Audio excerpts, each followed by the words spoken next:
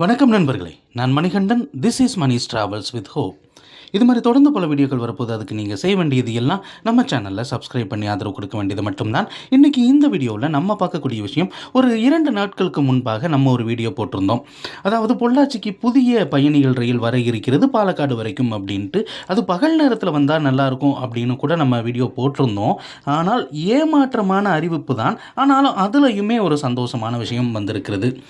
இப்போது அறிவிக்கப்பட்டிருக்கக்கூடிய அந்த புதிய ரயிலுக்கான நேரம் அப்படிங்கிறது வந்துருச்சு.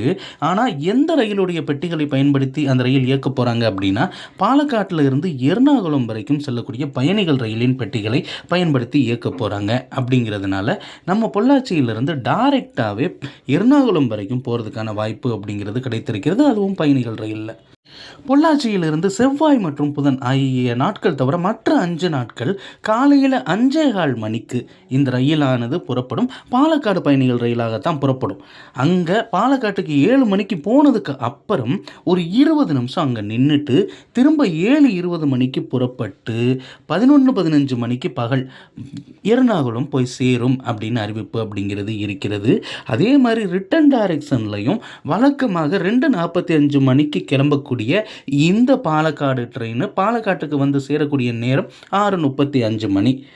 இனிமேல் இந்த ரயிலானது ஒவ்வொரு திங்கள் மற்றும் செவ்வாய்க்கிழமை தவிர மற்ற எல்லா நாட்கள்லையும் 6:45 மணிக்கு புறப்பட்டு 9:10 மணிக்கு நிச்சயமாக பொள்ளாச்சியை வந்தடைந்துவிடும். இதனால் மாணவர்களுக்கு பயன் இருக்கா அப்படின்னு கேட்டால் கிடையவே கிடையாது.